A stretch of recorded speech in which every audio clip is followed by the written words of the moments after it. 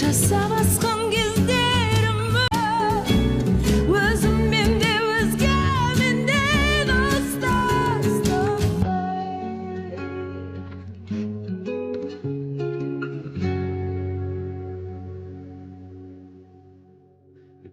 Блокирует это видео из-за нарушения авторских прав. Видео можно посмотреть по ссылке в первом закрепленном комментарии. Commençait à pleurer et je m'inquiétais de plus en plus. Le vent froid hurlait à travers la forêt apparemment vide, soufflant de la neige dans mes yeux et me piquant la peau. Je tenais mon fils étroitement contre ma poitrine, essayant de le protéger du froid mordant. Alors que nous nous frayions un chemin à travers la neige, jusqu'aux genoux, à la recherche de tout signe d'aide, des heures s'étaient écoulées depuis que Jack et Rebecca nous avaient laissés abandonnés au milieu de nulle part, à des milles de la ville ou du prochain abri. Wax attira contre elle et mon mari, mais plus que ça, j'avais peur pour la sécurité de mon fils. Maman, il fait si froid. Je veux rentrer à la maison. Je sais, mon bébé. Je suis désolée pour tout ça. Je te promets que je vais trouver de l'aide pour nous, d'accord? Ne t'inquiète pas une seule seconde. Alors que nous trébuchions à travers les congères, je pouvais sentir mon corps s'affaiblir de minute en minute. Je savais que nous ne pouvions pas survivre dehors pendant longtemps, et trouver un abri était la priorité numéro 1. Mais juste au moment où je pensais que tout espoir était perdu, une lumière faible est apparue dans le lointain. Nous avons trébuché vers elle à moitié aveugle et à moitié gelé, jusqu'à ce que nous atteignions enfin la petite cabane aperçue auparavant, avec ses bouffées de fumée qui s'élevaient toujours dans le vent rude, nichées dans une clairière.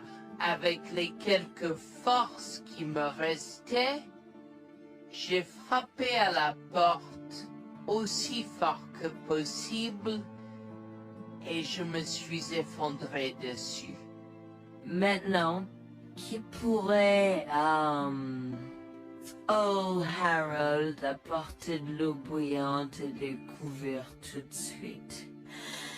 Un couple âgé et gentil nous a accueillis.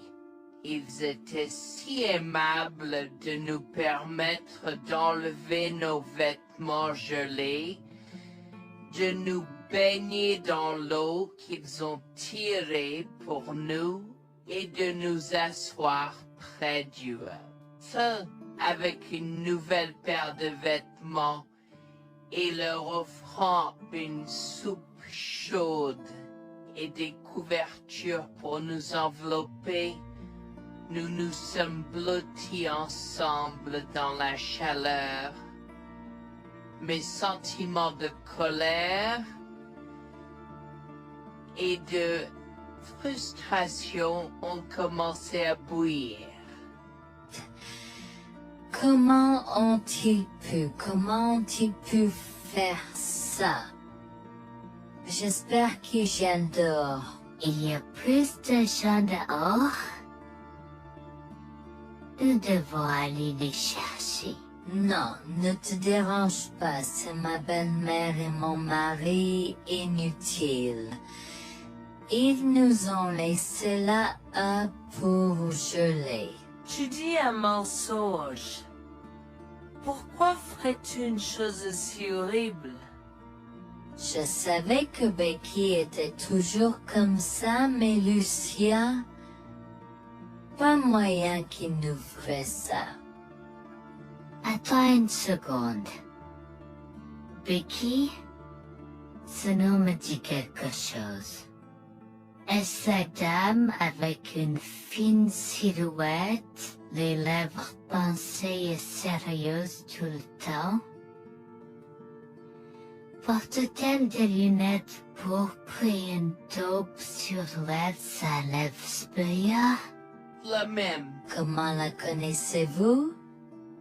Elle a l'habitude de parcourir ces régions, mais c'est bizarre de faire une telle chose pendant cette période où les tempêtes de neige sont abondantes.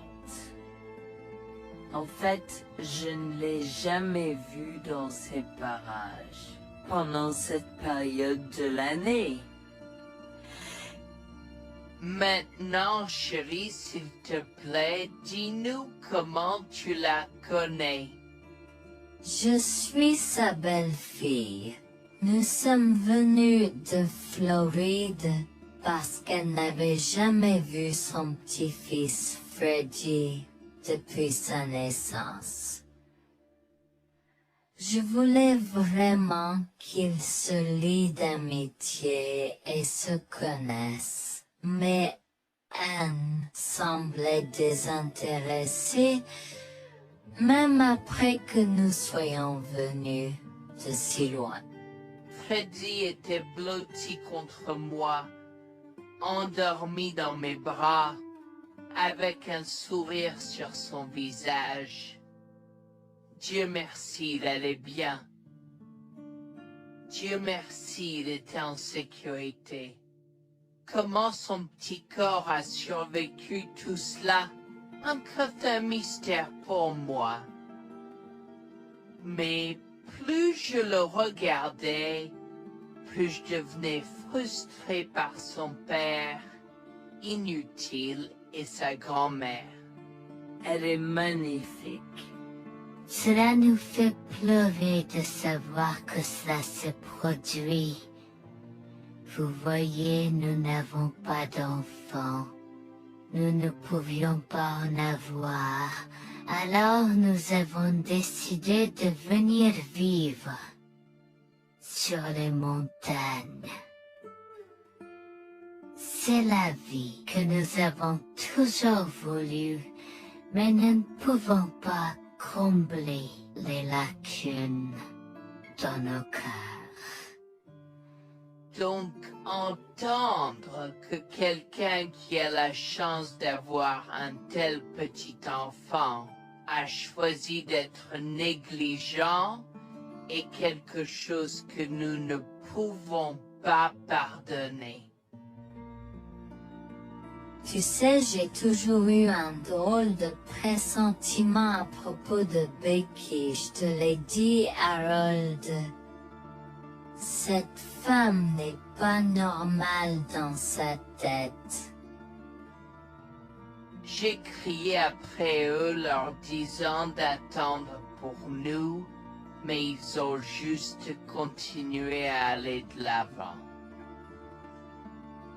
Ils m'entendaient, mais ils choisissaient de ne pas m'écouter. Pourquoi aurait-il fait ça? Parfois, nous ne savons pas pourquoi les gens font les mauvaises choses qu'ils font.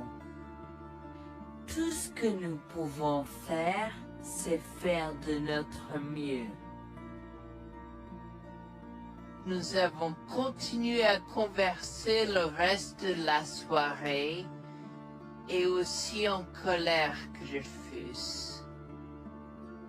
Avec je m'ai fait cheveux merger parce que je savais que Lucien et moi étions exécurés.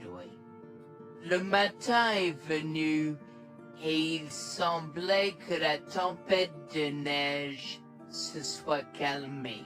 J'ai cherché sur divers sites web pour trouver des rapports météorologiques indiquant que c'était maintenant sûr de se déplacer dans la ville et la ville. J'ai échangé des coordonnées avec Georgina et Harold, les remerciant pour tout l'amour et les soins qu'ils nous ont montrés. Il n'y a pas besoin de nous remercier. Nous avons juste fait ce qui était juste.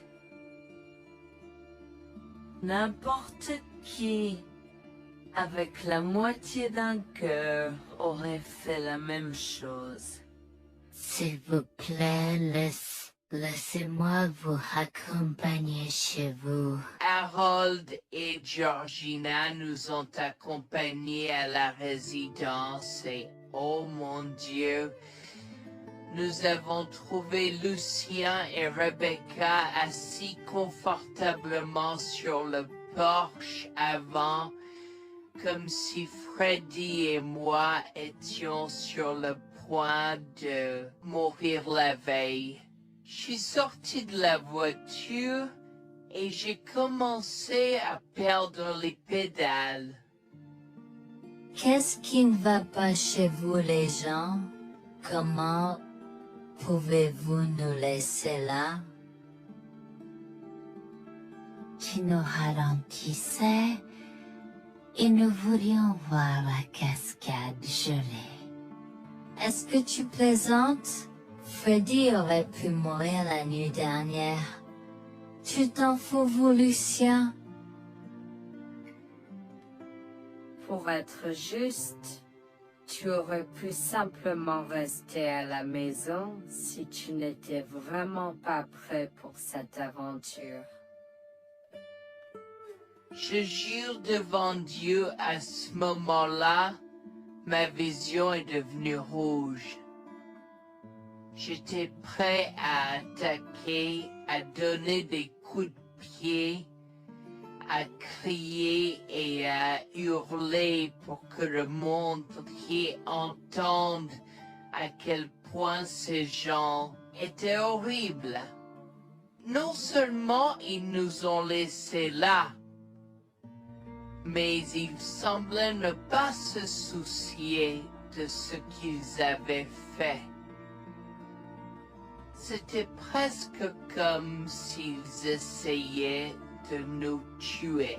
Avant que je ne puisse lancer une série d'actions et de mots qui ne pourraient pas être repris, Harold m'a retenu, me disant de me calmer, car Freddy était toujours dans la voiture avec Georgina.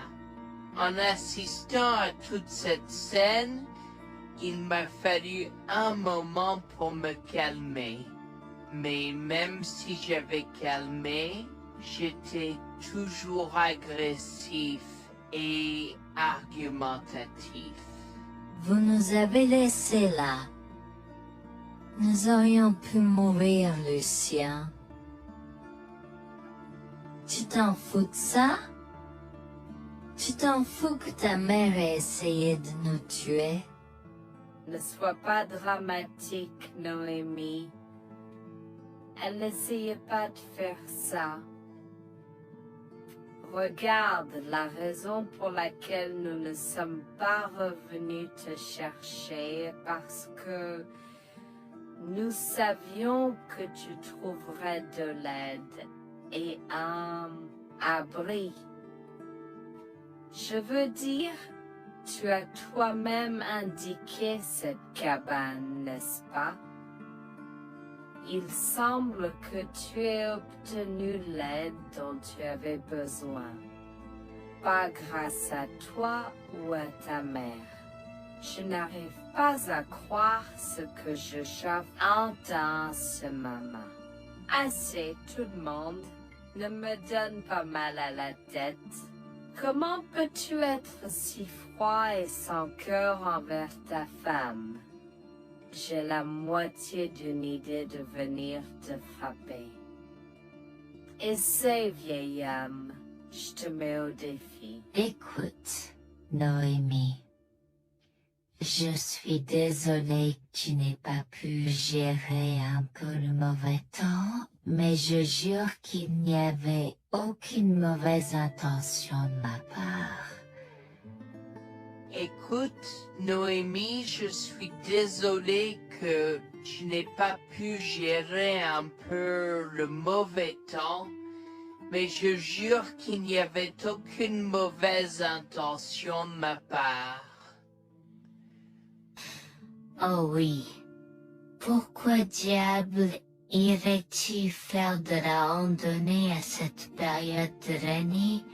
Nous ne te voyons jamais pendant cette période, alors quoi maintenant?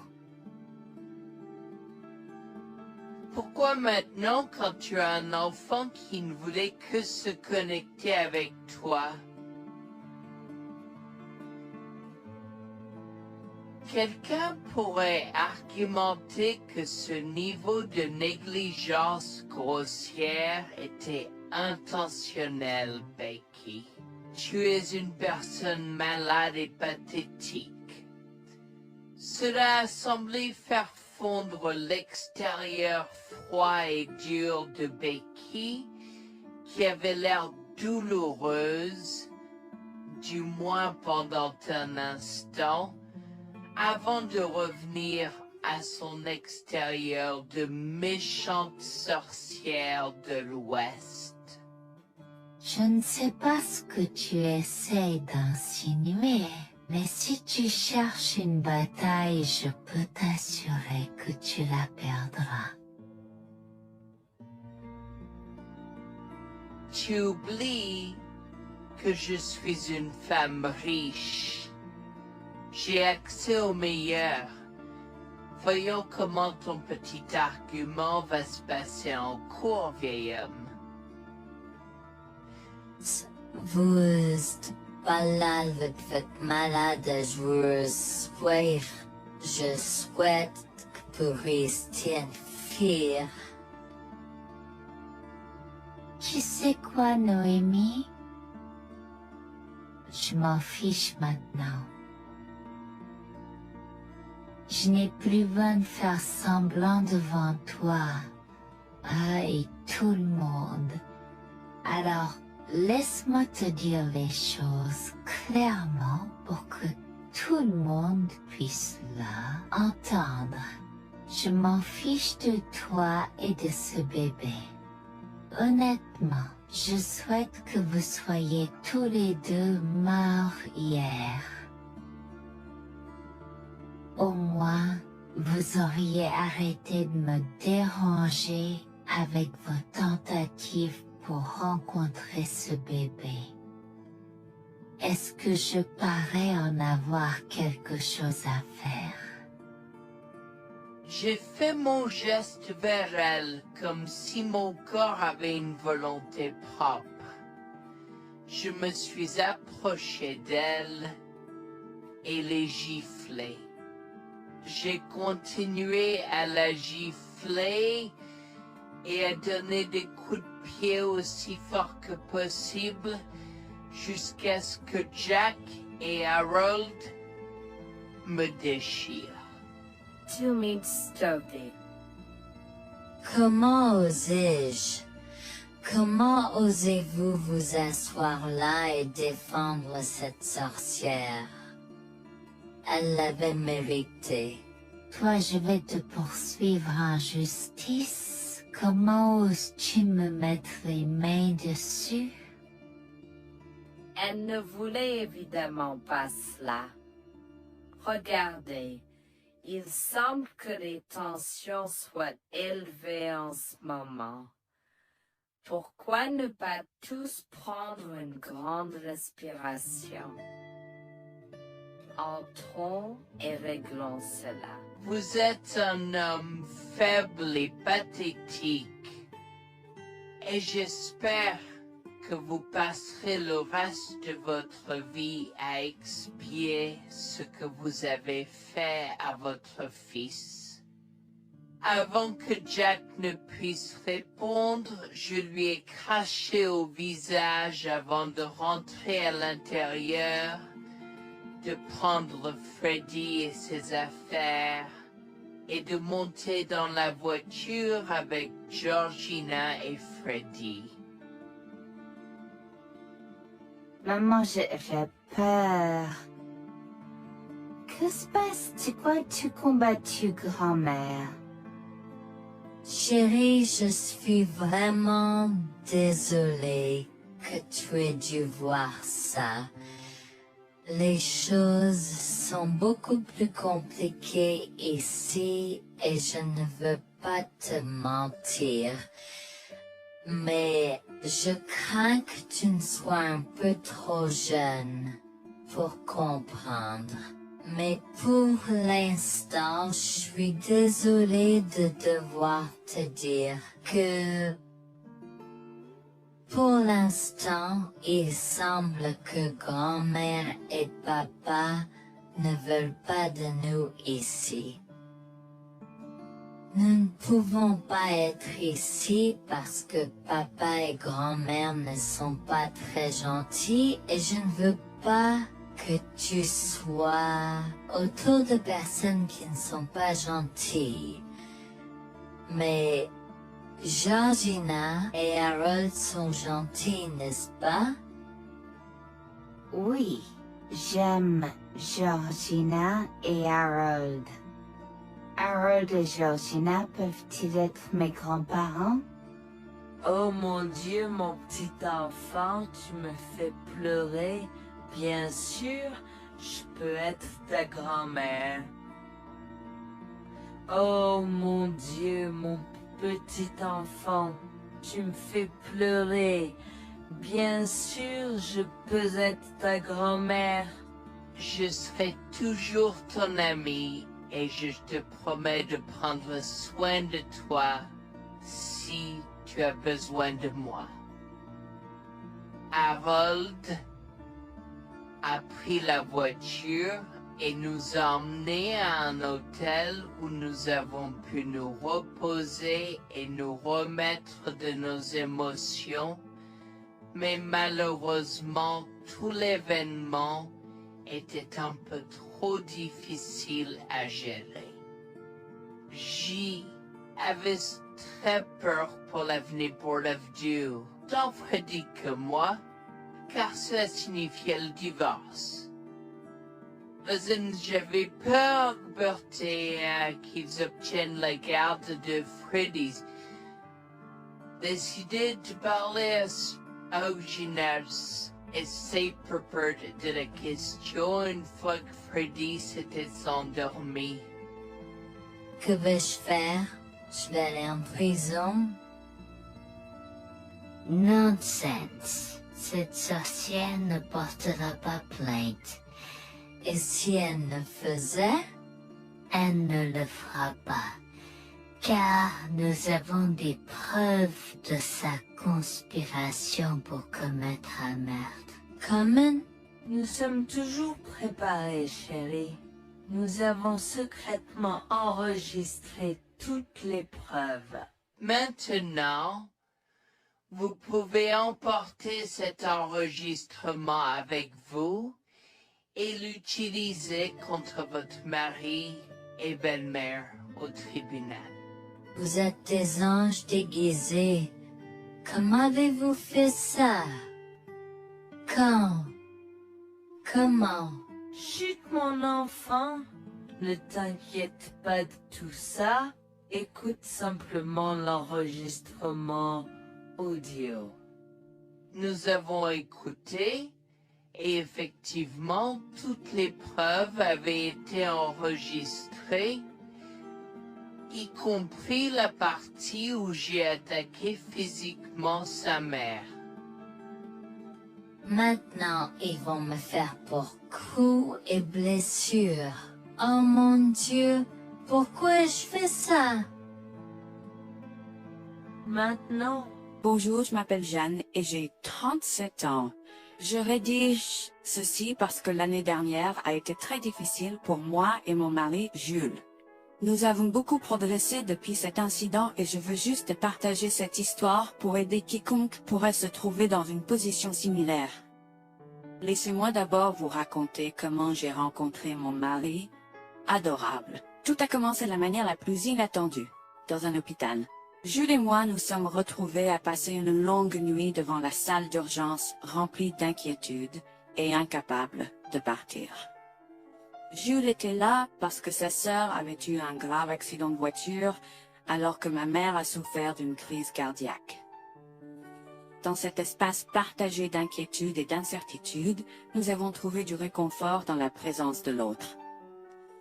Nous avons parlé facilement, découvrant un terrain d'entente et une compréhension réelle. Comme nous avons réalisé que cela prendrait un certain temps avant d'avoir des nouvelles des médecins, nous avons décidé de faire une pause et de prendre un café au café de l'hôpital. Nous ne savions pas que ces rencontres fortuites allaient changer nos vies à jamais. Au fur et à mesure que la nuit se transformait en aube, nous avons échangé des numéros avant de nous séparer à contre-séance. Pendant que la condition de ma mère se stabilisait et qu'elle commençait sa convalescence, la sœur de Jules faisait face à un voyage plus difficile. L'accident l'avait laissée avec de graves lésions de la moelle épinière et des blessures cérébrales, et elle était paralysée de la taille aux pieds. Jules était dévasté, partagé entre le soulagement qu'elle ait survécu et la tristesse face aux défis qu'elle allait maintenant affronter.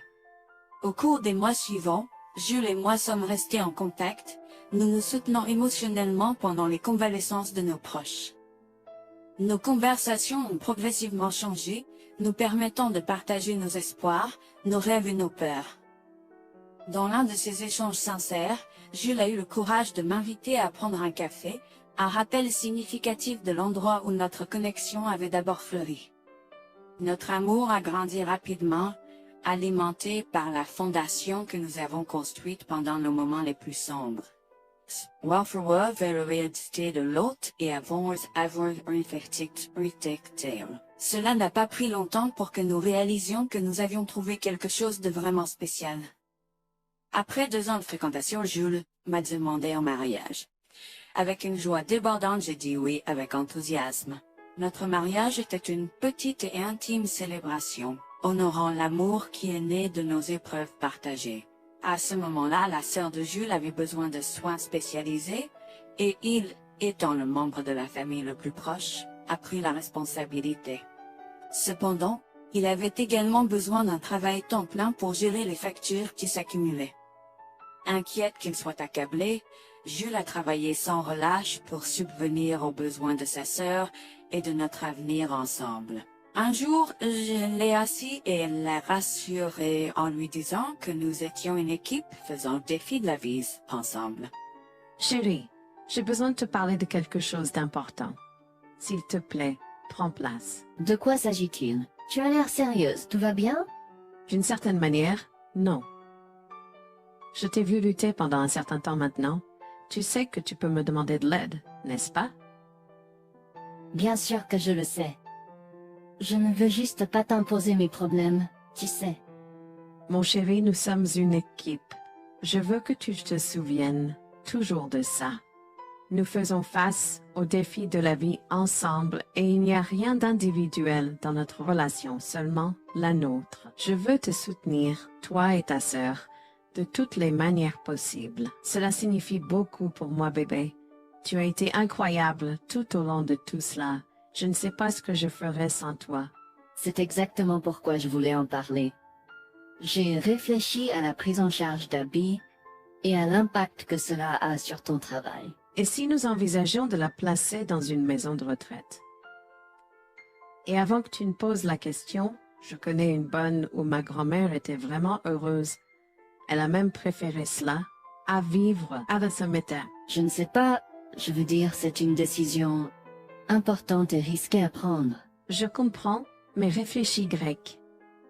Cela permettrait de te trouver un meilleur emploi payant pour que nous puissions nous assurer qu'Abby reçoit les soins qu'elle mérite. Nous pouvons la visiter régulièrement et être toujours là pour elle. Mais cela soulagerait une partie de la charge sur tes épaules. Tu as raison. C'est un choix difficile, mais je fais confiance à ton jugement. Je suis heureuse que tu me laisses enfin t'aider. Crois-moi, les choses sont plus faciles quand on peut partager ses fardeaux avec quelqu'un. Je veux dire, c'est comme ça que nous nous sommes trouvés, non? Comment pourrais-je jamais l'oublier? Je t'aime tellement. Merci de rester à mes côtés. Tais-toi, pas besoin de remerciements. Tu sais que je serai toujours là pour toi. Je t'aime aussi, chérie. Jax m'a fait confiance et nous avons trouvé une maison de retraite pour Abby. Au cours des prochains mois, Jax a trouvé un travail mieux rémunéré et a rendu visite à sa sœur tous les jours. Le rétablissement d'Abby a progressé de manière surprenante bien qu'elle soit paralysée. Elle a commencé à se déplacer dans la maison de retraite dans son fauteuil roulant, déterminée à explorer. La maison de retraite permettait aux résidents de sortir avec des membres de leur famille enregistrés, alors je lui ai envoyé une allocation mensuelle pour l'aider à s'amuser. La mère de Jax, Grégoire, a entendu parler de son dévouement au bien-être d'Abby et des efforts qu'il a déployés pour s'occuper d'elle. Grégoire est venu à notre domicile, les larmes aux yeux, pour exprimer à quel point il était fier de son fils, Orap. Mère, pourquoi pleures-tu? Qu'est-ce qui ne va pas? Je veux juste que tu saches à quel point je suis fier de toi, Jules. Tu as montré une telle force et compassion en prenant soin d'Abby. Je ne pourrais pas être plus fier d'avoir élevé un fils aussi merveilleux. Eh bien, merci, mère. Je fais juste ce que je peux pour Abby. C'est pas facile, mais je l'aime et je veux m'assurer qu'elle va bien. Tu as fait plus que suffisamment, mon chéri. Je ne veux pas que tu portes ce fardeau seul. Je veux prendre le relais et rendre visite à Abby plus fréquemment. Tu dois te concentrer sur ton travail et ta propre vie. Abby sera bien prise en charge. Fais-moi confiance. Eh bien, ce n'est pas comme si je l'avais fait seule. Jeanne a été à mes côtés, me soutenant à chaque étape du chemin. Nous sommes une équipe et nous sommes tous les deux engagés dans le bien-être d'Abby. Oh, je sais que Jeanne a été là, mais tu as fait tellement, Jules. Il est temps que tu priorises ta propre vie et ta carrière. Abby sera entre de bonnes mains. Fais-moi confiance. D'accord, mère, si tu es sûre de toi, alors j'accepterai. Mais je veux que tu saches que c'était un plaisir de prendre soin d'Abby et que je serai toujours là pour elle, quoi qu'il arrive. Je t'apprécie, Jules, mais il est temps pour toi et Jeanne de vous concentrer sur vos futurs. Fais-moi confiance, ce sera pour le mieux. D'accord, mère, si tu crois que c'est la bonne chose à faire, alors j'irai avec. Promets juste de bien t'occuper d'Abby. Je te le promets, maman, tu peux compter sur moi. Maintenant, m'en va et concentre-toi sur ton travail. Laisse-moi m'occuper de la garde d'Abby. J'ai trouvé l'intérêt subi de Grégoire pour Abby un peu étrange, mais je me suis tue car je savais que ce moment était important pour Jules. L'année suivante, Jules s'est concentré sur son travail et obtenu une augmentation. J'ai également obtenu une augmentation, ce qui nous a permis d'augmenter l'allocation mensuelle de Bal d'Abby. Grégoire a tenu sa promesse, mais il y avait un piège. Il a toujours insisté pour que nous restions occupés par le travail et nous a rappelé à quel point Abby était heureuse avec plus d'argent. Il nous a grondés si nous voulions la visiter et a prétendu qu'il savait ce qui était le mieux pour elle. Grégoire nous a fait appeler avant de rendre visite à Abby, donc il a contrôlé notre accès à elle. En conséquence, nous l'avons vue de moins en moins, mais nous avons continué à lui envoyer l'allocation chaque mois. Je me sentais mal à l'aise par la situation. L'attitude possessive et le comportement contrôlant soudain de Grégoire m'inquiétaient. Il semblait toujours avoir des excuses lorsque Jules avait besoin d'aide avec Abby dans le passé. Cependant, je n'ai rien dit car je savais à quel point Abby était importante pour les Jules. Malgré les défis, Jules et moi sommes restés engagés à soutenir Abby. Nous avons tenu notre promesse de fournir une assistance financière, même si nous ne pouvions pas être avec elle autant. Nous avons cru qu'Abby méritait les meilleurs soins. Même si nous ne pouvions pas être avec elle autant, nous avons cru qu'Abby méritait les meilleurs soins et le bonheur, et nous voulions qu'elle ait les moyens de profiter de la vie à fond. Un jour, Jules était un peu trop submergé par le manque d'Abby. Nous nous étions tous les deux beaucoup impliqués dans le travail et n'avions pas eu le temps de lui rendre visite. Nous avons décidé de lui rendre visite sur un coup de tête. Nous ne l'avons pas dit à Grégoire car nous ne voulions pas entendre ses remontrances ou ses réprimandes. Avant d'arriver à la maison de retraite, Jules et moi nous sommes arrêtés au supermarché pour acheter à Abby toutes ses collations préférées. Nous étions tous les deux très excités de la voir et de passer du temps de qualité avec elle. J'ai même apporté ma Nintendo Switch pour qu'elle puisse y jouer. Nous sommes entrés et avons immédiatement commencé à chercher Abby, mais nous ne pouvions pas la voir nulle part. Je pensais qu'elle était probablement partie pour un rendez-vous chez le médecin ou qu'elle était probablement dans le jardin. Nous avons trouvé l'infirmière d'Abby, Mme Smith. Elle nous a regardés avec confusion. « Excusez-moi, pourriez-vous nous dire où est Abby? Nous la cherchons. » Charlie, ne savez-vous pas ce qui s'est passé? Non, nous n'en savons rien. S'il vous plaît, dites-le nous. Que s'est-il passé? Est-ce que Abby va bien? J'ai essayé de contacter Grégoire car il a insisté pour être le point de contact pour toutes les informations concernant Abby, mais il n'a jamais répondu à mes appels. S'il vous plaît, dites-nous simplement ce qui s'est passé. Est-ce que Abby va bien? Je suis vraiment désolée de vous apprendre cette nouvelle. Alors que nous administrions un nouveau médicament à Abby, son corps a eu une réaction sévère. Elle est tombée en état de choc, malgré nos efforts et d'aide. Quoi? Quand cela s'est-il produit? Cela s'est produit il y a 2 mois. 2 mois? Comment cela est-il possible? Pourquoi n'avons-nous pas été informés? Je m'excuse pour cette omission. Nous essayons de joindre Grégoire comme il l'avait demandé, mais il semble qu'il n'a jamais reçu nos appels. C'est incroyable. Nous aurions dû être au courant, nous aurions dû appeler Abby. Merci de nous l'avoir dit, Manager Smith. Nous aurons besoin de temps pour traiter cela. Pouvez-vous nous laisser un peu d'intimité? Bien sûr, prenez tout le temps dont vous avez besoin. Je serai là si vous avez des questions ou si vous avez besoin d'aide. Je suis vraiment désolée pour votre perte. Je pouvais sentir le monde de Jules s'effondrer et le mien aussi. Bien que Abby ne soit pas ma propre sœur, je la traitais comme telle. Je m'efforçais de la connaître. Au fil du temps, je suis absolument tombée amoureuse d'elle.